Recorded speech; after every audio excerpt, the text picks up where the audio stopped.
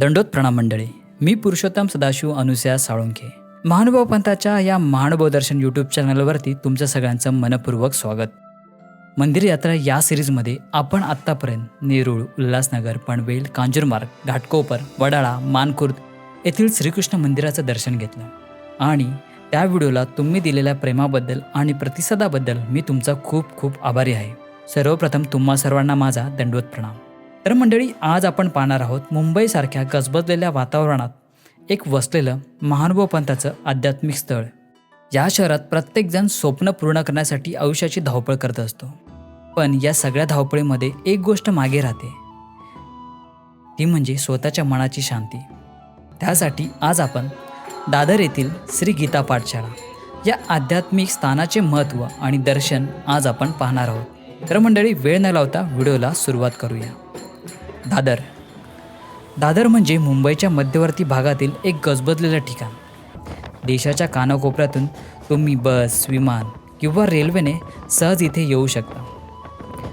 Local रेल्वेने दादर स्टेशनला उतरल्यानंतर मुंबईच्या दिशेने असणाऱ्या पहिल्या ब्रिजवरून पश्चिम दिशेला यायचं. ब्रिज उतरल्यानंतर मुंबईतील प्रसिद्ध फुल मार्केट लागेल. ब्रिज खालून न जाता तुम्ही डाव्या हाताला सरळ चालत गेल्यावर आपल्याला 10 मिनिटाच्या अंतरावर नाशिक शिर्डी या ठिकाणी जाणारा बस स्टॉप दिसेल. येथून पुढे रस्ता क्रॉस करून सिद्धिविनायक मेट्रो स्थानकाच्या दिशेने चालत जायचा.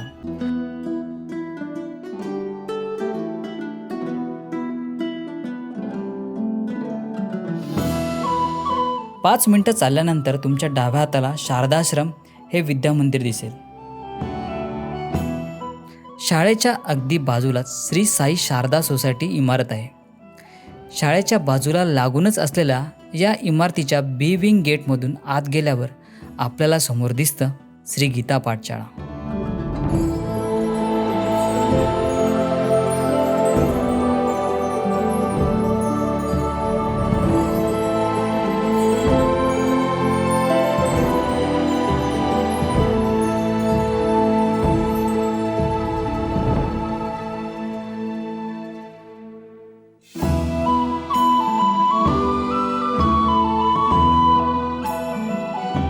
बाहेरचा मुंबईचा गोंगाट आणि आत प्रवेश करतात जाणवणारी शांतता आणि आध्यात्मिक ऊर्जा. हीच तर महानुभाव पंथाच्या प्रत्येक स्थानाची आणि मंदिराची खरी ताकद आहे. मनामध्ये कितीही विचार असेल, कितीही चिंता असल्या तरी मंदिरात किंवा या स्थानी पाऊल टाकताच मनाला एक आध्यात्मिक ऊर्जा मिळते. मंदिराप्रमाणे गीता पाठशाळेचं टायमिंग थोडं जरा वेगळं आहे. तर मंडळी, शुक्रवारी 6 ते 9 या वेळेत लीळाचरित्र, देवपूजा, प्रसादवंदन हे आध्यात्मिक कार्यक्रम इथे असतात. तर मंगळवारी 6 ते 9 आणि रविवारी दुपारी 2 ते 8 या वेळेत ब्रह्मविद्याशास्त्रेचा अभ्यास असतो आणि बाकीच्या दिवशी आणि बाकीच्या वेळेस हे मंदिर पूर्णतः बंद असते. तर मंडळी, व्हिडिओ शूट करण्यापूर्वी आम्ही तेथील गुरुबाबांची परवानगी घेतली, कारण हे श्रद्धेचं आणि भक्तीचं स्थान आहे. परवानगी मिळाल्यानंतरच आम्ही या पवित्र वातावरणाचं शूटिंग केलं. थोड्याच वेळात पूजनीय महात्मा प्रकाशमुनी बाबांच्या वाणीतून श्रीमद भगवद्गीतेच्या 9व्या अध्यायाचं पठण सुरू झाले. गीतेचे शब्द कानावर पडत होते. तसतसं वातावरण आध्यात्मिक होत गेलं. त्यानंतर सर्वज्ञ श्री चक्रधर स्वामींच्या लीळाचरित्राचं वाचन आणि त्याचं सुंदर विवेचन प्रकाशमुनी बाबांनी आपल्या ओघवत्या वाणीतून समजावून सांगितलं. लीळाचरित्रातील प्रत्येक प्रसंग, प्रत्येक विचार आणि त्यामागचा आध्यात्मिक अर्थ भगवद्गीतेप्रमाणेच आपल्या जीवनाला दिशा देणारा हा एक आध्यात्मिक ग्रंथ. आणि त्यानंतर देवपूजा आणि प्रसादवंदनाचा लाभसुद्धा आम्हाला मिळाला.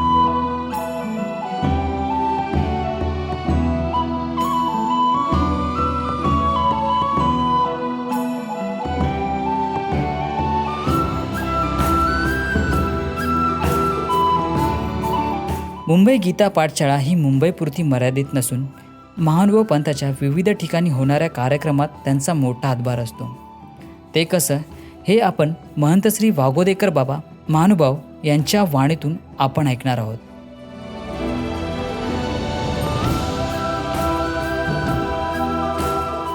या सत्संगाच्या निमित्ताने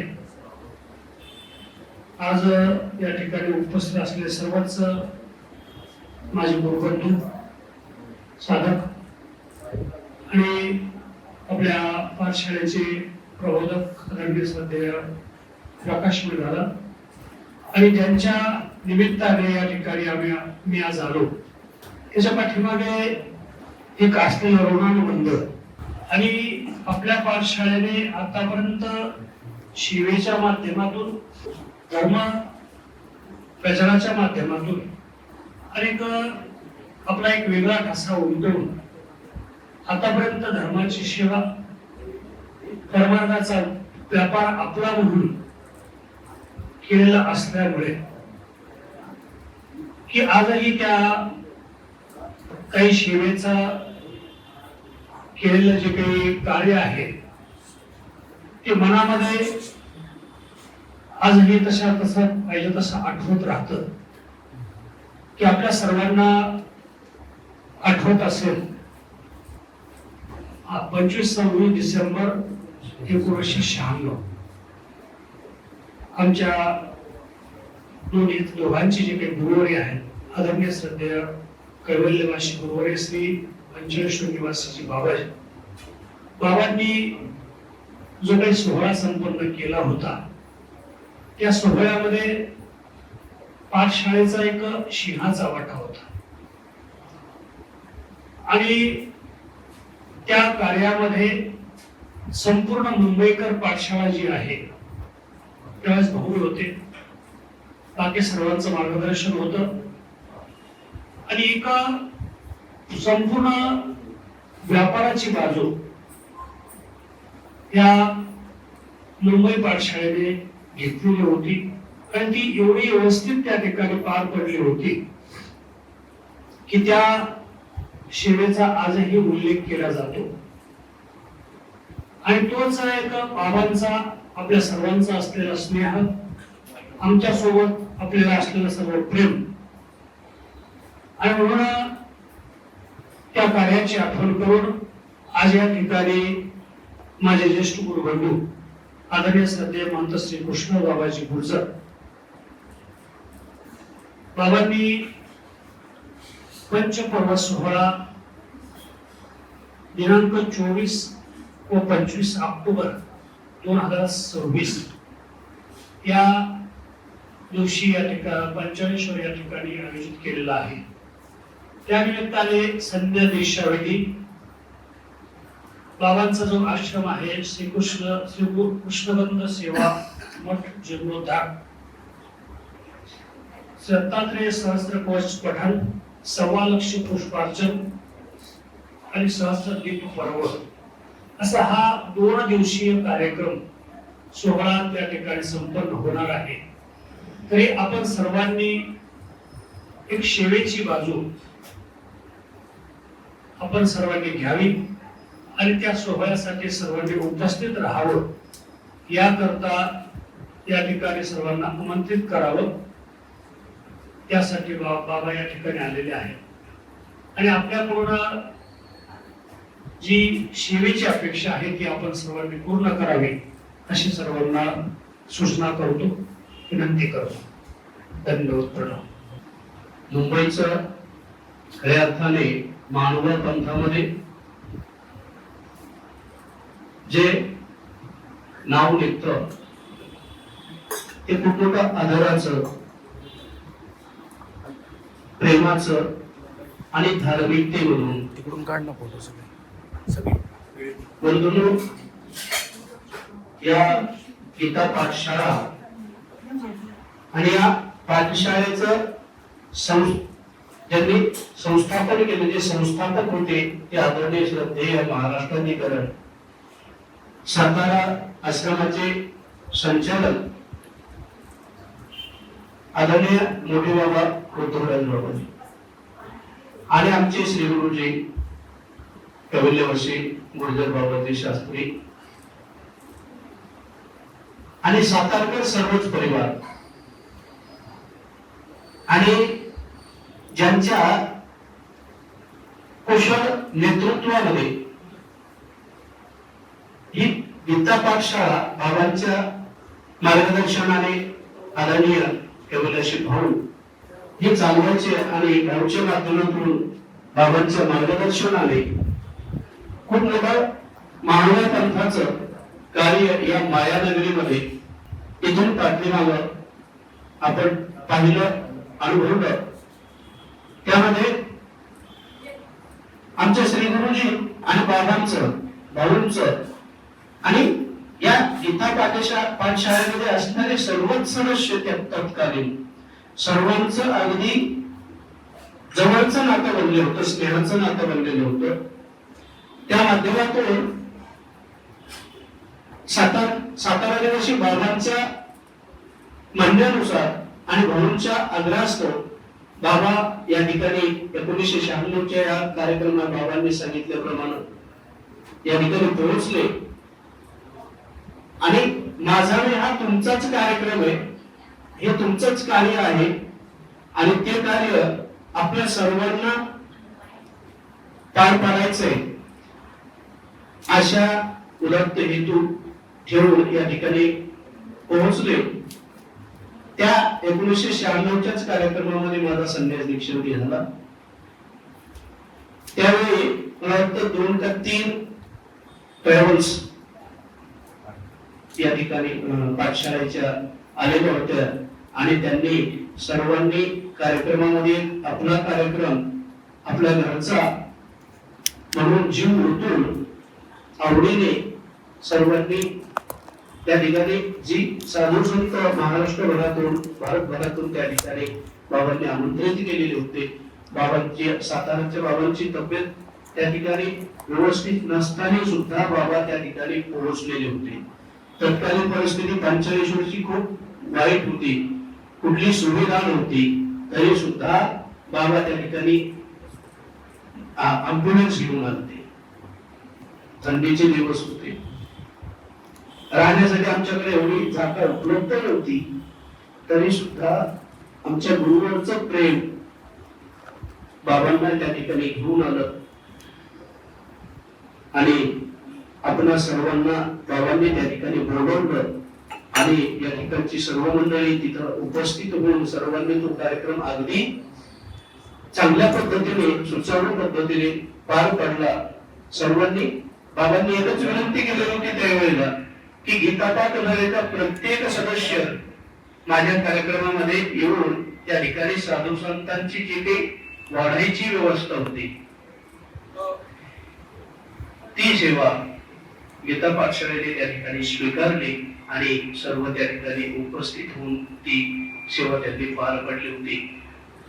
तोच एक विचार आणि तोच एक अनुबंध घेऊन आम्ही आज या ठिकाणी उपस्थित झालेलो आहोत. माझी विनंती आपल्या सर्वांना, कळकळीची विनंती, हात जोडून मी सर्वांना विनंती करतो, या ठिकाणी आहेतच यापेक्षा आणखी काही आपल्या शाळेची सदस्य आहेत त्या सर्वांपर्यंत आपण हा संदेश पोहोचवावा, आमचा धन्यवाद त्यांना पोहोचवावा आणि जास्तीत जास्त संख्येने पंचायतीला येऊन वाढायची सेवा मागच्या वेळेस जशी झाली तशीच यावेळेसही तुम्हाला ती सेवा माझ्याकडून तुम्हाला द्यावीशी वाटते. एक माझं स्नेह म्हणा,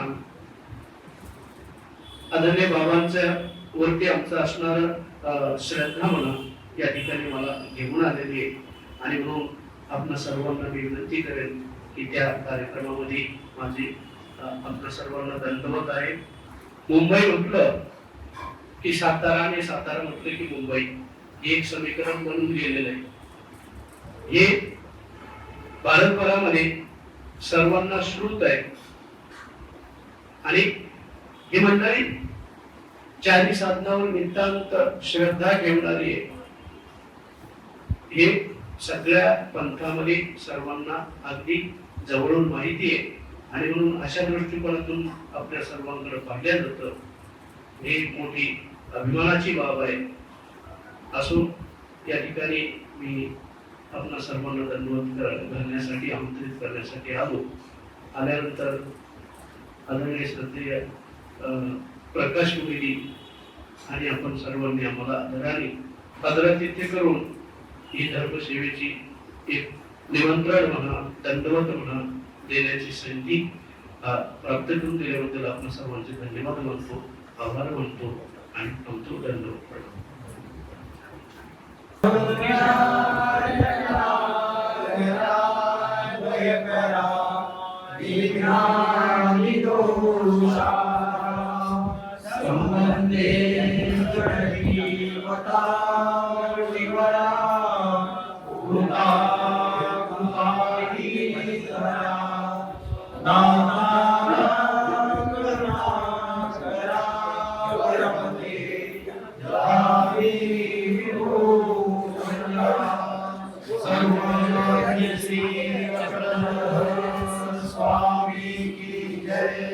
श्री दत्तात्रेय महाराज की जय.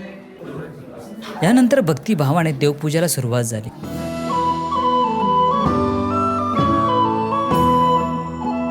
प्रथम गंधाक्षता अर्पण करण्यात आला. त्यानंतर देवाच्या चरणी पुष्प अर्पण करण्यात आलं.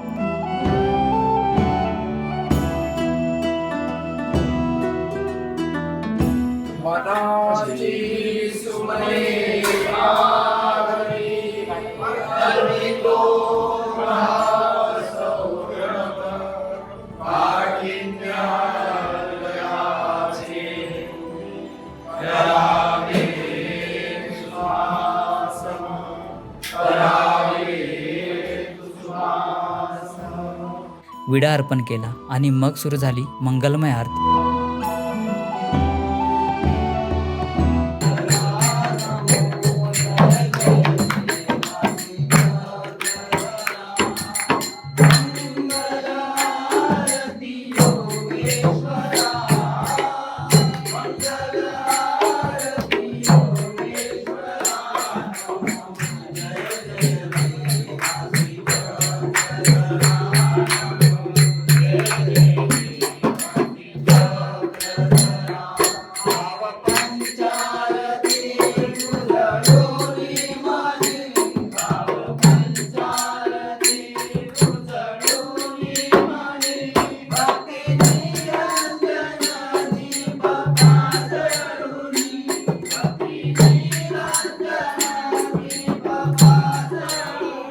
आरतीच्या त्या मंगलमय प्रकाशात काही वेळापूर्वी कानावर पडलेले गीतेचे ते श्लोक, चक्रधर स्वामींच्या लीळाचरित्रातील प्रसंग आणि संतांच्या वाणीतून मिळालेले आध्यात्मिक बोध, हे सगळं जणू एकत्र येऊन मनाच्या अंतरंगात एक वेगळीच भक्तीची ऊर्जा आणि समाधानाची अनुभूती निर्माण करत होतं. गीता पाठशाळा ही भक्तांच्या रूपाने तसेच ज्ञानाच्या रूपाने आणि सेवाभावाच्या रूपाने समाजामध्ये त्यांनी एक वेगळी ओळख निर्माण केली. पुढच्या वर्षी म्हणजेच 2027ला या गीता पाठशाळेला 100 वर्ष पूर्ण होतील. त्यामुळे या गीता पाठशाळेने अनेक पिढ्यांचा आणि भक्तींचा प्रवास अनुभवला आहे. तर मंडळी, आजच्या या भेटीतून आपण अनुभवला गीतेचा ज्ञानमार्ग, सर्वज्ञ श्री चक्रधर स्वामींचे लीळाचरित्र या ग्रंथातून आध्यात्मिक विचार, साधू संतांची वाणी, प्रसादवंदन, देवपूजा आणि आरतीचा तो मंगलमय क्षण. आणि हे क्षण तुम्हाला अनुभवायचे असतील किंवा मुंबईसारख्या धावपळीच्या जीवनात परमेश्वराला जवळ करायचं असेल तर गीता पाठशाळेला नक्कीच भेट द्या. तुम्हाला हा व्हिडिओ कसा वाटला, ही गीता पाठशाळा कशी वाटली हे आम्हाला कमेंट करून नक्कीच सांगा. आणि हो, चॅनलवरती नवीन असाल तर चॅनलला सबस्क्राईब करा आणि बेल आयकॉनवरती क्लिक करा, जेणेकरून महानुभाव पंथाशी संबंधित प्रत्येक नवीन व्हिडिओची माहिती सर्वप्रथम तुम्हाला मिळेल. मंडळी, भेटूया अशाच एका आध्यात्मिक व्हिडिओमध्ये. तोपर्यंत मंडळी, दररोज देवासाठी थोडा वेळ काढा, नामस्मरण करा, कारण जिथे नामस्मरण तिथेच परमेश्वराचा सहवास. म्हणून प्रत्येक दिवसाची सुरुवात नामाने करा आणि शेवटही नामानेच करा. दंडवत प्रणाम मंडळी. श्री गोपाळ कृष्ण महाराज की जय. श्री दत्तात्रेय प्रभू महाराज की जय. श्री चक्रपाणी प्रभू महाराज की जय. श्री गोविंद प्रभू महाराज की जय. सर्वज्ञ श्री चक्रधर स्वामी की जय. दंडवत प्रणाम. भेटूया लवकरच.